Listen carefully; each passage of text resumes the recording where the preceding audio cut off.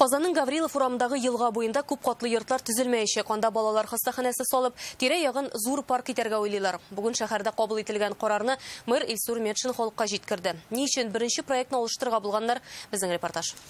Здесь будет парк, здесь не будет жилой застройки. Гаврилов урамындагы бу буш урында торак төземәячәкләр. 80 гектар җирнең 74-те табигый тыюлык статусын алачак. Вместо 20 на 6 гектарах. Мондагы 6 гектар җирдә федераль программа буенча күп функцияле балалар хастаханәсе төзеләчәк. Ул биредә яшәүче гаиләләрнең сәламәтлек сагында торырга тиеш. Монда торак өчен җирне сатып алган инвестор белән сөйләшкәннән соң аңа участокны елга порты янында бирергә булалар. Ул ризалаша. Казансу елгасына менә шушындый матур күренеш ачыла торган урынга әни белән балалар, әбиләр, бабайлар килергә бик яраталар икән. Шуңа күрә инде әлбәттә әлеге пирсны саклап калырга, монда скамьялар урнаштырырга, мондый корылмаларны заманчаларына алыштырырга телиләр. Входную группу, вот, например, там, где шлагбаум. Шлагбаум янында матур кирү юлын балыкчылар өчен күперчекләр ясарга, велосипедлар хәрәкәтен оештырырга иде. Безнең хәтта Савинова дип аталган экологик парк проекты да бар. Уртаклаша алабыз. Biz шотландык, монда торак йортлар булмаганнан. Бик сөйнәбез, потому что монда балалар больницасы, шифаханәсе юк.